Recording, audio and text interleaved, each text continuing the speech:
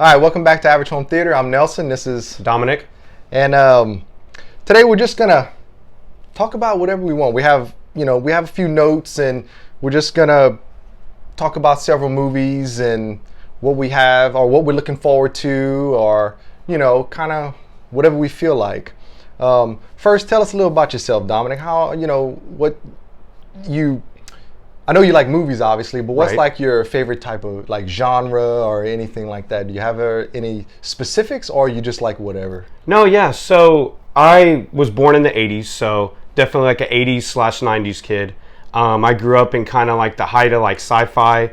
Your Back to the Futures, your Alien, some of the Star Wars movies. So sci-fi is definitely my niche. But as I got older, I kind of branched out to like action. Arnold too. Arnold, Stallone, all that stuff. A lot of the 80s stuff. And then, a lot of the classics now, which to me, those movies don't feel old. But when I talk to somebody that's like, like some of my students or something, like 12 or 15 years old, they look at those as like how I looked at as The Godfather when I was a kid. So, yeah, that's definitely my niche, but I've branched out as I became more of a movie lover as well. Yeah, like the other day, producer Nick said they were watching something, and his son asked him, "Was that made in the 1900s?" Gosh. So I mean, that's where we are now. I mean, you figure we're 22 years into the 2000s now. So kids that are 10, 11, even if they're 15 years old, right? I mean, that's like a lifetime ago. Okay, so perfect example, like the original Star Wars trilogy, right? When I was watching it in the early 90s. Say episode 4, 1977, right? That's about what 90 about it was when I watched it though. It was like maybe 13, 14 years old. The prequels now are older than when I watched the original. You watched the original? Yeah. Isn't that weird? Because the prequels don't seem old, but they're 20 years old. Mm-hmm. Yeah, because I was watching them. I was born in 80. So I started watching them, let's just say when I can remember, 85, 86. Right. And they were, the first one was only 9 years old at that point. Yeah, it weird. Feels like it was such even then, it kind of felt like they were old movies. You don't really have a real sense of time when you're that age. But I can remember thinking that, they were just these old, awesome movies. And they were only like 9 years old. Right, exactly. Yeah, that's kind of freaky. It is weird when you start to think about that. Okay, so since we're on this topic of Star Wars, I'm sure you want to talk about Obi-Wan. We're going to lead with Obi-Wan, huh? Yeah, okay. Might as well. Rip the Band-Aid off. So, as far as the Disney Plus series that have come out, I would still say Mandalorian is still probably the king. Mm-hmm. I agree. But I would put Obi-Wan above Boba Fett. Oof. I would put Obi-Wan above I liked Boba Fett, parts of it, but I don't know, man. Okay, so this is the way I'm looking at it. What George Lucas did is kind of main canon, right? And just my opinion, the way I look at it is all this other stuff is just people having fun with Star Wars. But a lot of the same, like Doug Chiang and a lot of the people that worked on all the Star Wars movies are still at ILM. Mm-hmm. So you do have a lot of same people working on it. But I don't know, bringing back McGregor and bringing back Hayden Christensen, I know that's, kind of a hot thing, but it was just cool to see those actors again. I guess the reason why I don't care, see video Star Wars prequel rant. I saw it. Okay? Yeah. Obi-Wan to me was just Alec Guinness. He was the old man. He was the wise guy who helped, Luke kind of discover or find his how he was with the Force and all that stuff. Right. So I never looked at Obi-Wan as a badass or all this stuff. Even though I guess you kind of assume he was, right? Right. But because I can't stand the prequels so much that it never resonated with me that Obi-Wan was awesome. So that's why when this show came out, I was like, man. And the trailer looks good. They did a really good job with the trailer because they show you just the cool stuff. Right. And then you start watching the show, and I don't like it. Like, I stopped watching at episode 3. I haven't watched any after episode 3. See, so with that show, it kind of reminds me of the prequels because whether you love or hate the prequels, you have to admit episode 3 is the better of the 3. right? Like that's where they actually got to the stuff that we always heard about. So with Kenobi, like it feels like the first 3 episodes are filler, and then it really got good towards the end, like episodes 5 and 6, in my opinion. Like, oh yeah, because I heard episode 4 was ridiculously bad. You know, when Vader shows up, that was awesome. And are we talking spoilers? Yeah, spoilers. So if you haven't watched it, don't watch it anyway. It's not good. Well, there was some good moments with Vader for sure. But all right, let's go to the positives though. The guy that plays Owen Lars is what's his name? Yeah, I know who you're talking about. He's good. Yeah, so one problem I always had with going from 3 to 4 is Obi-Wan and Owen have no dialogue in the prequels. And then in episode 4, you get this feeling that they're at odds, they don't like each other, they're distant, they hate each other. It's been 10 years though. I mean, yeah, but what I'm saying is that one scene with them, I got why. I never thought about it. Like, Owen was an outsider, so he didn't know everything that went on, and he just heard your student became evil. Heck no, I'm not going to let you hang out with Luke. Yeah, makes sense. But I never, that was just cool that in that one scene they had, you understood the relationship. Maybe they should have an Owen series now. God. An Owen and Beru series. Right, the struggles of moisture farming in a different political climate with the Empire ruling. Yep. That would be a heck of a... And what was Obi-Wan doing the first 10 years? They're killing me, man. All right, and the Leia thing, right? I can see why they did that. Because in episode 4, he's all with Luke. Him and Leia have no scenes together. Mm-hmm. So... That's because they didn't know each other. I knew you were going to go that direction. Am I wrong? No, well, now I'm not. I mean, now I am because, they retconned it. Right, but just watching episode 4, you knew there was something there with the Clone Wars. But now they've added another layer to it. I see what you're saying.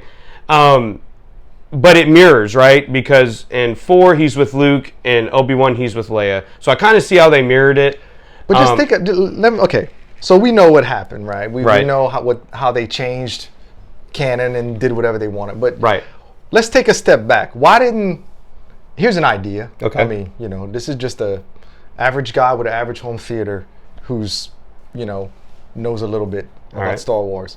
How come they couldn't just do something to the effect of the Inquisitors are chasing Obi-Wan, because the first episode has promise. Right. And actually make the Inquisitors do something.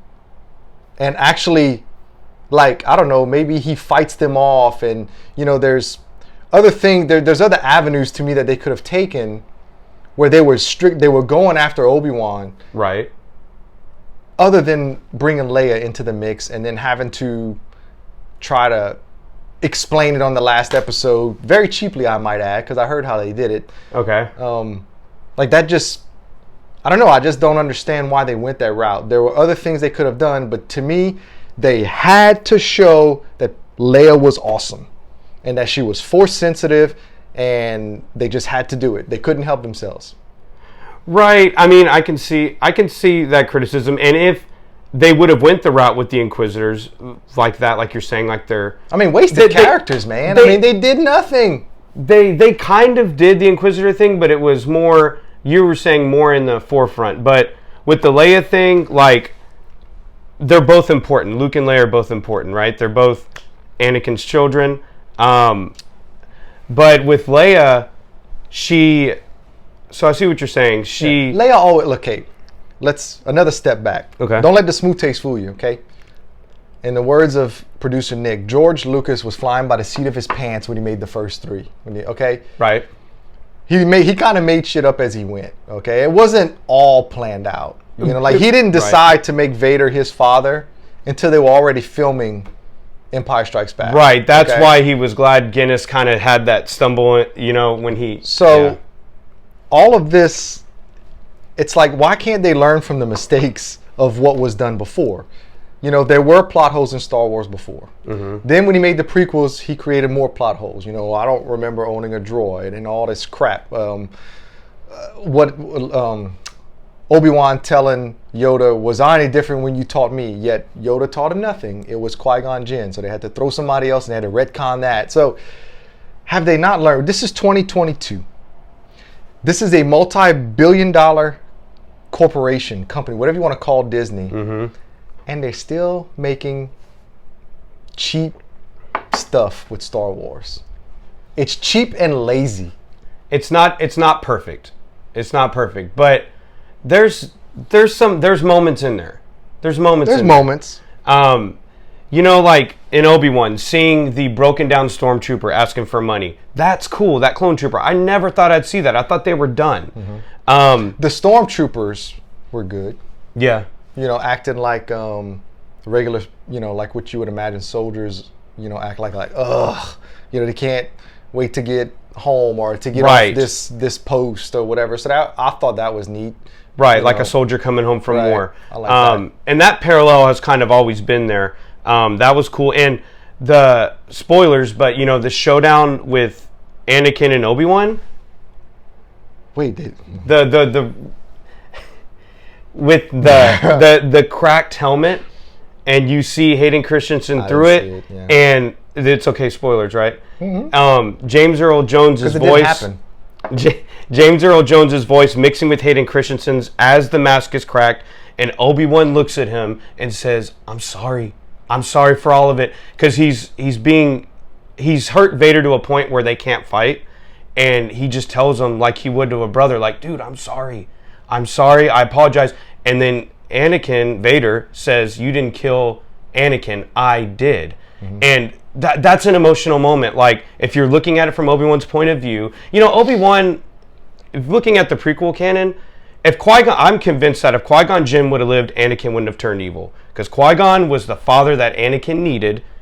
The mother was ripped away. The Jedi Council was stagnant, kind of like a church that's not following God, right? The Jedi Council was horrible. They were not following the will of the Force. Qui-Gon Jinn was. That's why he wasn't on the council. He was not dogmatic like they were. If Qui-Gon Jinn would have stayed, I think he's the figure that Anakin needed. He didn't have a father. He didn't have a mother. The Jedi Council hated him. Mace Windu hated him.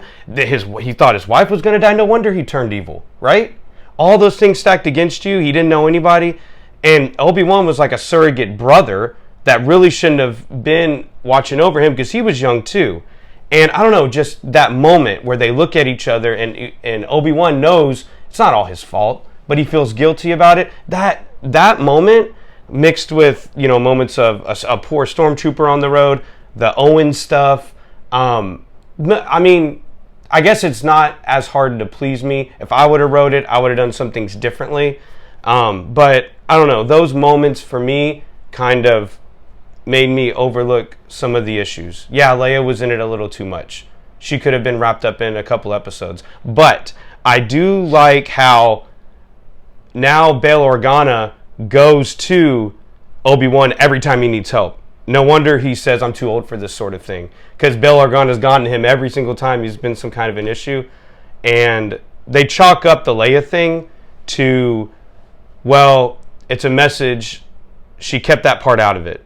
You know, it'd have been like if you reached out to someone from your childhood and you didn't say, "Remember when you did this for me and you did this?" But you know what doesn't put me work? On your lap and what still doesn't work? Yeah, is she did not get upset when he died in the originals.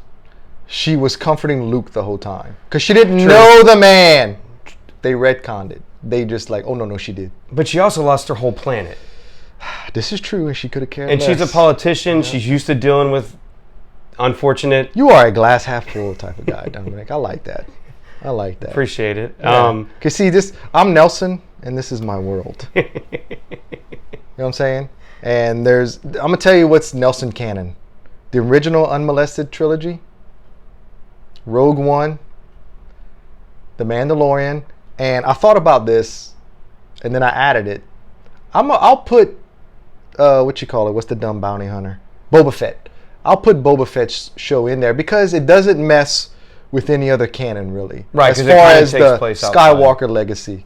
And even though I think Boba Fett himself is lame, there were really cool things in that, you know. Right.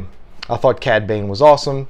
I thought that Black Chrysanthemum could have been awesome, but they kind of kind of messed up on him. I'm hoping they redeem that maybe if he's in anything else. Right, because they built him up and they didn't really do much with him after that. Yeah, but that's Robert Rodriguez's fault. He screwed up all his episodes. So, which is interesting because his episodes of Mando season 2 were amazing. The episode he did with the ice spiders, is that his? No, his was the one where Boba Fett.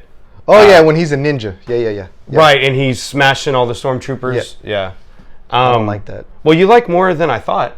Yeah. You like more than I thought. I thought it was just the original 3, but now the prequels have no place here. I don't serve their kind here. I don't deal with the prequels. I mean, think about it. When I watched them with Nick, that was the first time I had seen those 3 movies since those 3 movies came out in the theater. Right. Because I refused to watch them again. I think age and nostalgia plays a huge role in if you like the prequels or not. Because I'm in a unique position. When I grew up, it was the original 3 for like 5 or 6 years. Then the prequels came out. Mm-hmm. So I was able to enjoy the original trilogy by itself, but still young enough to appreciate the prequels. Because when the prequels came out, I was like 14.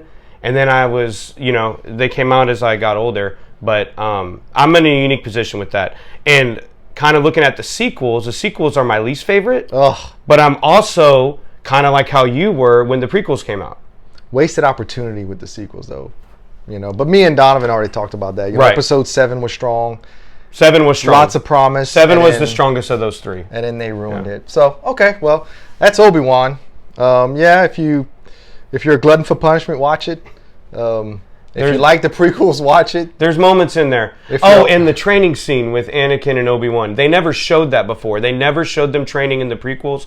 There is a flashback scene where they show that. See, I didn't even know that. Yeah, there is a flashback scene. Yeah. I saw people complaining that they didn't bother to de-age Hayden Christensen. Yeah. That's it. I would say that's a nitpick. But I mean, honestly, he looks great for his age. He doesn't look that much older. He's right around my age. Yeah, and he still looks like, he still looks fairly young. But yeah, I mean, take it or leave it. I would just say there's some good things in it. All right. What you want to talk about next? The next one we're both gonna 1,000% agree on. Top Gun Maverick. Oh yeah. Top Gun Maverick. I forget about that because I did an audio podcast on it. I just didn't do a video, so I already kind of reviewed it. Okay. But yeah, what did you think of it? I thought it was great. I thought, it was like a breath of fresh air. Like a lot of times these legacy sequels, you know what I mean by legacy, like absolutely coming back to it after so many years where the original characters are kind of like the older ones shepherding in the new generation. This was probably one of the best, if not the best legacy sequel I've seen. It's okay. You want to start putting it in categories. It's definitely with Aliens. Okay. What's the other one that's considered? It's Aliens and Terminator 2? Terminator 2. It's up there with those, even though both of those movies, I prefer the originals. Okay, I prefer the original Alien. I prefer Terminator 1. But as far as sequels go, I mean, those are probably the greatest sequels ever made. Or they're up there, especially in the movies that we like. No, I agree 100%. But I think Top Gun had a harder job because there were so many years in between. So many years, yeah. Because, like Alien was like 8 or 9 years. Mm-hmm. Because it was made in 86. And the first one was 79, so it was like 7 years. Okay. And then Terminator 2 was 84 to 91, so... Right. They didn't have quite as long. We're talking 36 or 37 years. Yeah. That's a big step, and I think they handled it really well. I think so, too. I love how... And when it starts off, it has the same, opening... We will mention some spoilers. So if you haven't watched Top Gun Maverick yet, you might want to fast forward to later. No, thank you for the disclaimer. So yeah, it starts off the same way with the same information about the flight school, the same music, the pilots flying in and out.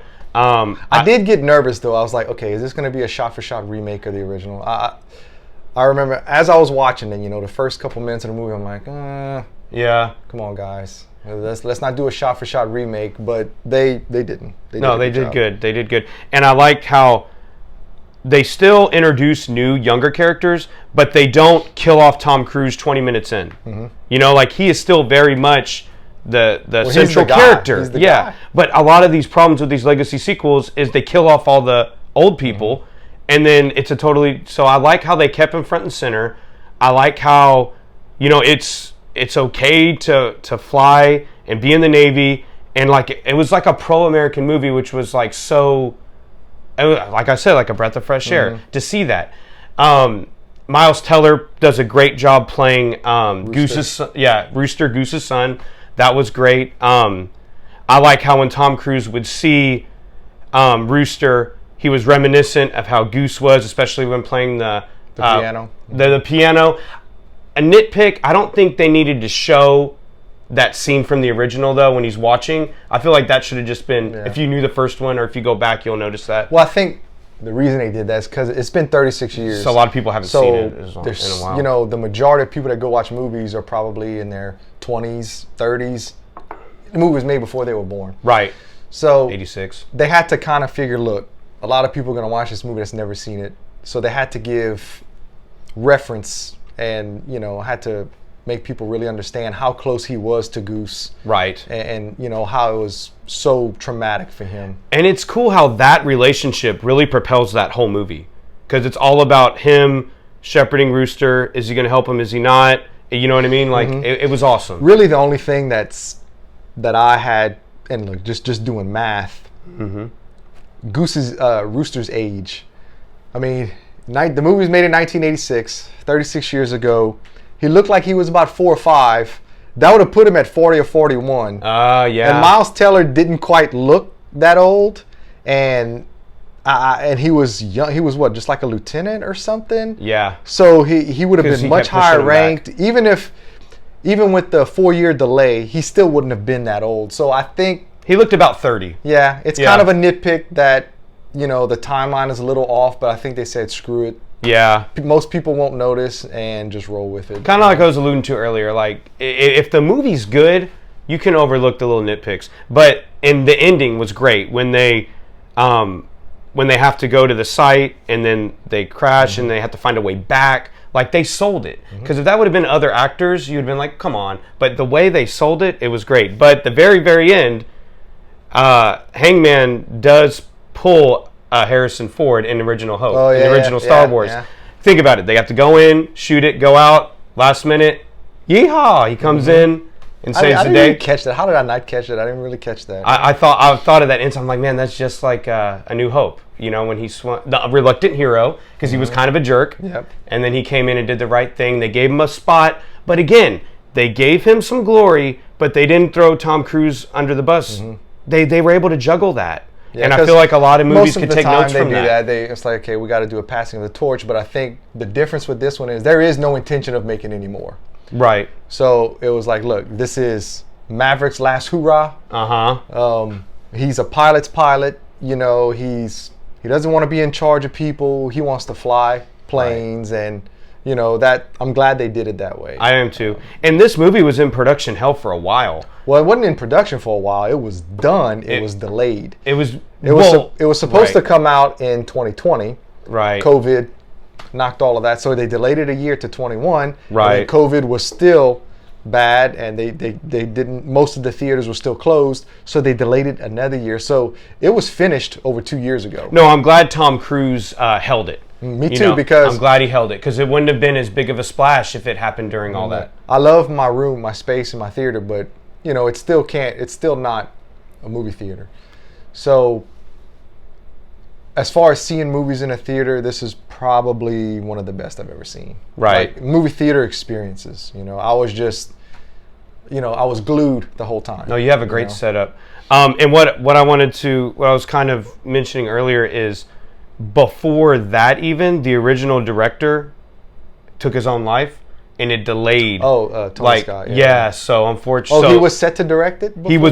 There was, I don't know if it was 100% in stone, but there were talks at least. And so that's what I kind of mean by it was taking a while. But I'm glad they did it that way, and I hope many more legacy sequels go that route, because that's the way to do it. You know, that's the way to do it.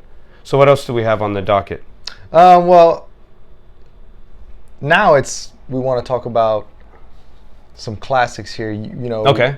You mentioned Batman Returns, right? You know, Batman Returns came out 30 years this month. Right. Now, I'm showing my age because I remember seeing this in the theater 30 years ago. But And Breacher will agree with me. It's a Christmas movie, kind of like Die Hard. It is a Christmas movie. He knows what Christmas movies are, and every year for Christmas I watch Batman Returns. That's awesome. Yeah, so I was 7 years old. I went with my dad. I remember that was one of my earliest memories of going to a movie, and I remember. Do you know how they pitched this to Tim Burton? So Batman, the original, the '89, was very successful. I think it made close to $300 million, which at the time that was huge because A New Hope was like 400 and something million. So at the time that was huge, but he was done. And the way the studio pitched it to Tim Burton is, well, what if you just made a Tim Burton movie and put Batman in it? You do whatever you want. And he goes very dark. So much so that the two movies that came after it went 100% in the other direction. They overcorrected. They overcorrected major with Joel Schumacher doing Forever and Batman. But you know what? Batman and Robin, I was about 10 when that came out. I remember not liking that as a kid. Because it's terrible. But even as a kid, I didn't like it. Forever, there was some moments. Yeah, Jim Carrey kind of saved that a little bit. Right, and Kilmer was fine in it. Serviceable. But anyway, Returns was... 30 years ago. The biggest knock Returns gets is they say that he's hardly Batman. You hardly see him as Batman. So I don't really notice that, but he is, Bruce Wayne a lot. Right. I don't know. A lot of people complain that he's not in a suit enough, and I don't know. When I'm watching Batman, I'm okay with Bruce Wayne as well. Mm-hmm. I'm seeing an equal amount of both. The new Batman, he was freaking Batman the whole time. Right. So I don't know. That's not an issue for me. Yeah. I love it because I love Danny DeVito and Michelle Pfeiffer. They were great. They were great.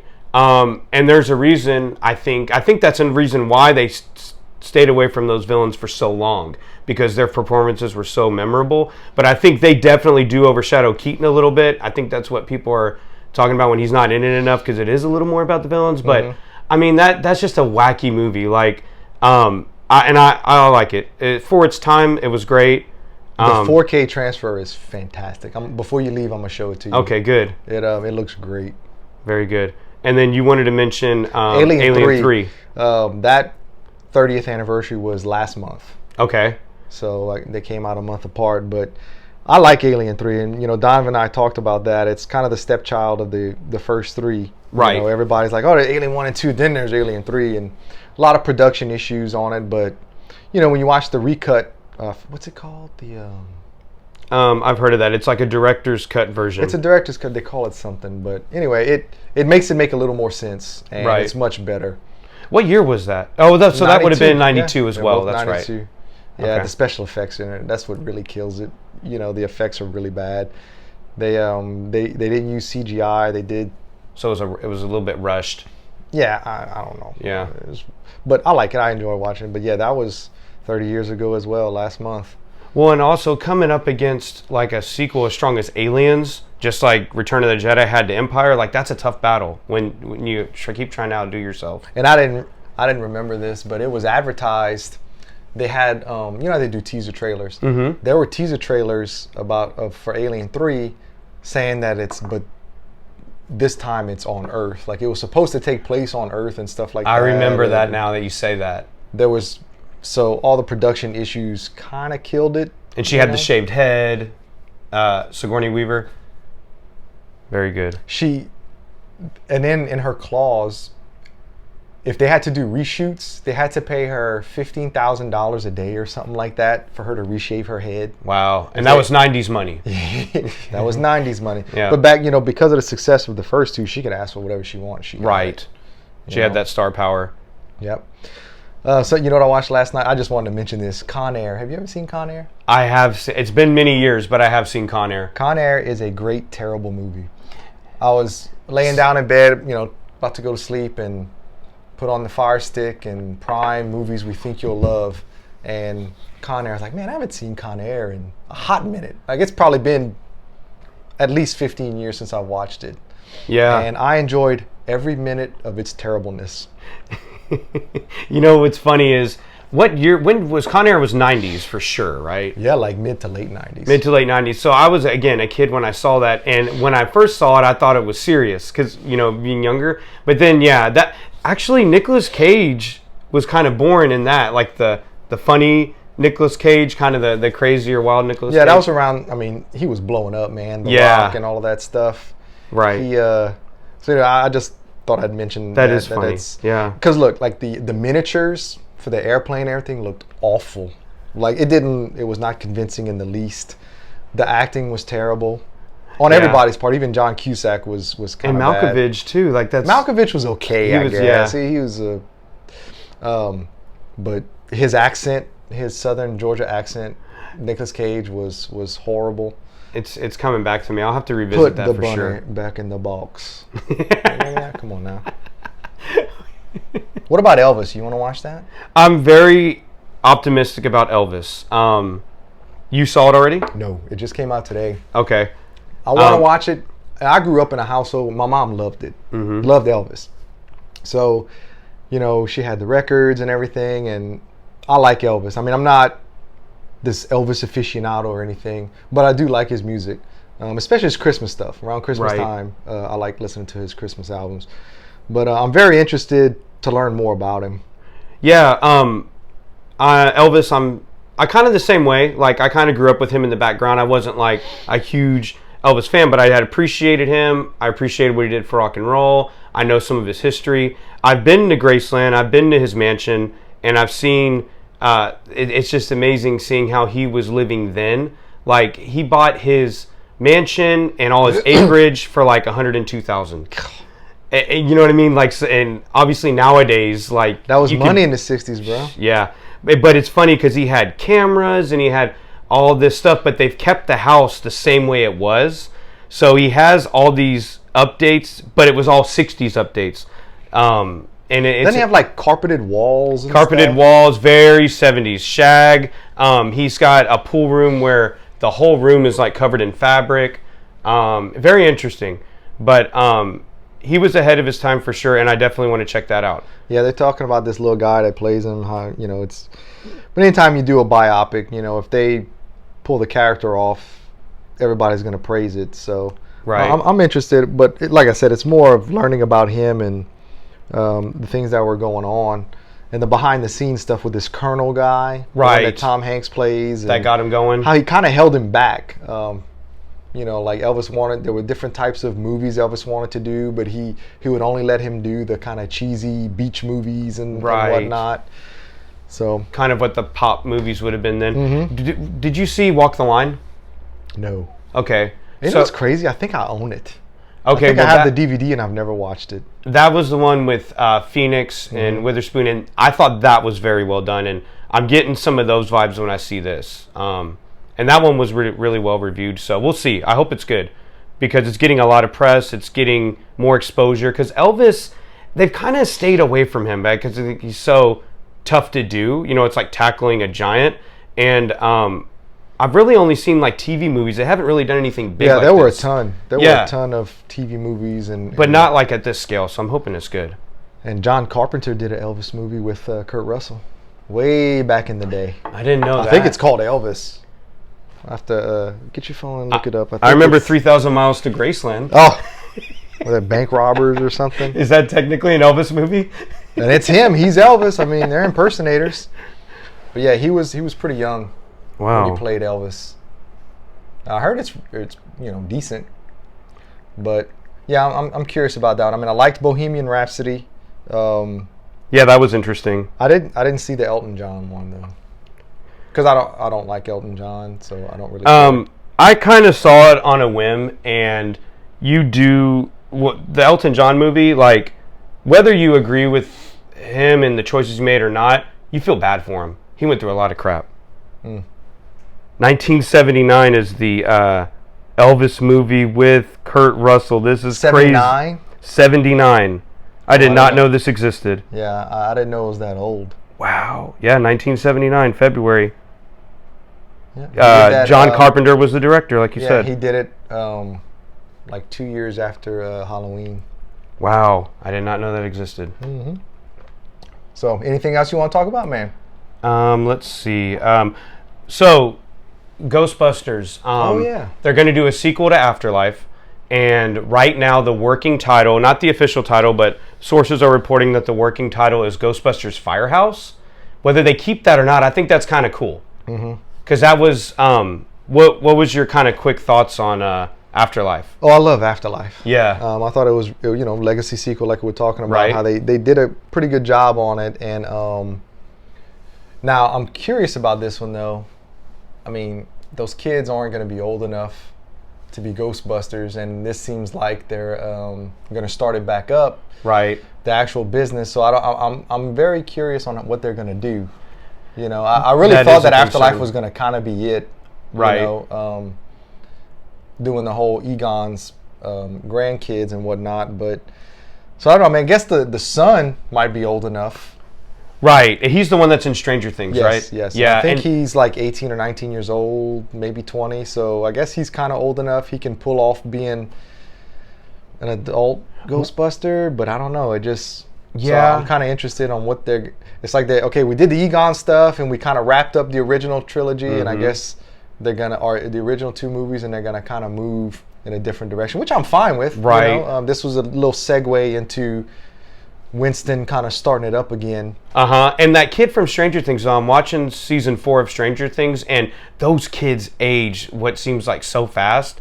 I don't know if they wait a couple more. I don't know. That is a concern. I mean, they're older than you think. I know the 11, she's 18 years old. That's now. so weird. And, they make her seem like she's so young, but she's really not as young as she looks. So, right. Yeah.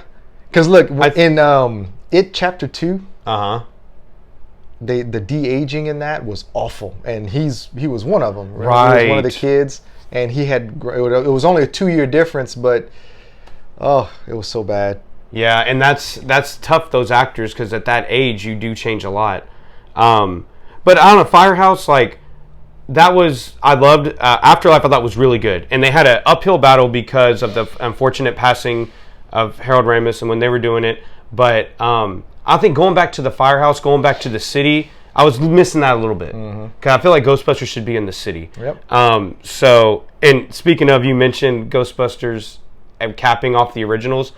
I know Ghostbusters is the better of the two, of 1 and 2, but the second one scared me so much when I was a kid. The scene where the foam goes through the bathtub, I was scared to take a bathtub by myself and close my eyes in the bathtub when I was a kid because of that scene.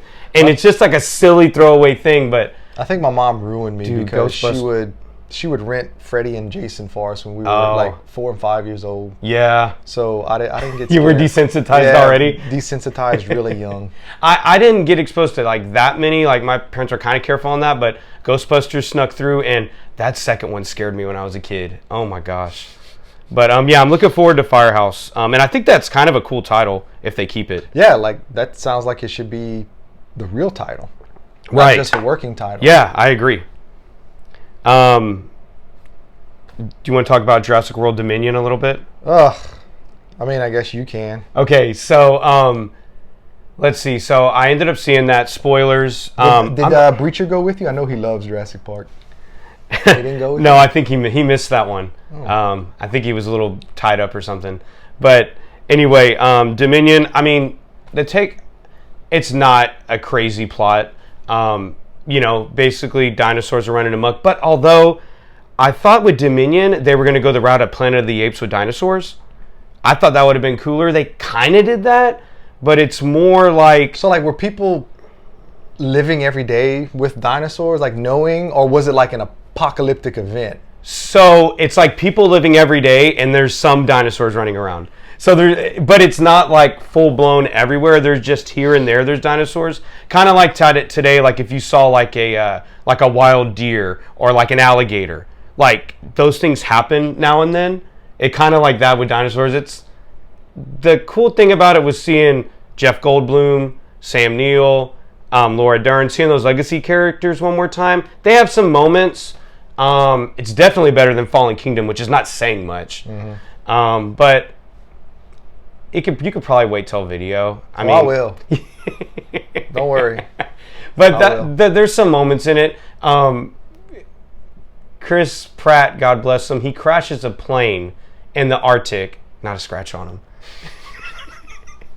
And that's the scene in the trailer with him and that girl and the Right. flying And that bird dinosaur. Bird dinosaur goes underneath. Yeah. So there's some moments in it. I mean, Nick told me that there was some really intense, really well shot moments, but he's like, the rest of it was kind of meh. Yeah, it was just kind of meh. It's not the worst movie you'll see. It's not the best. So just kind of in the middle.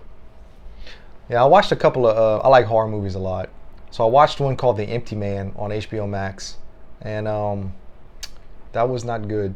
It started off really promising, and then I also watched Mother. Have you ever seen that with Jennifer Lawrence? I remember when it came out, but I never saw it. Okay, it's terrible. And what I hate about this is what they like to call elevated horror. Have you ever heard that term? Where it's real artsy, and the director likes to show, hey, look how awesome of a director I am, that I can make this scary movie, but it's still beautifully shot. And, I see. You know, it's not a guy with a machete going around killing teenagers who are having sex. You know, it's right.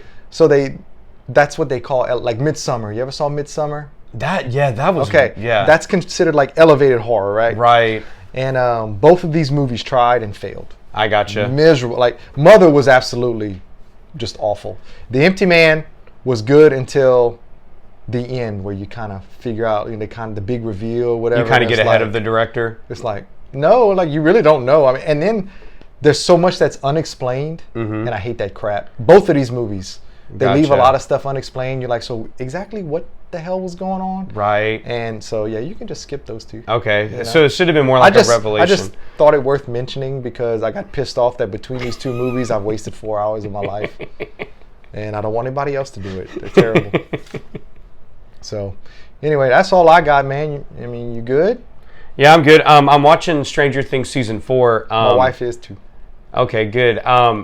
First season's still my favorite. I love 80s nostalgia, so that pulls me in a lot. And because I like horror, but I'm not a huge horror guy. But I don't know, season 4, I would say, is definitely one of the better seasons. That's what she's saying. I mean, 1 and 2 I liked. 1 was awesome. 2 was okay.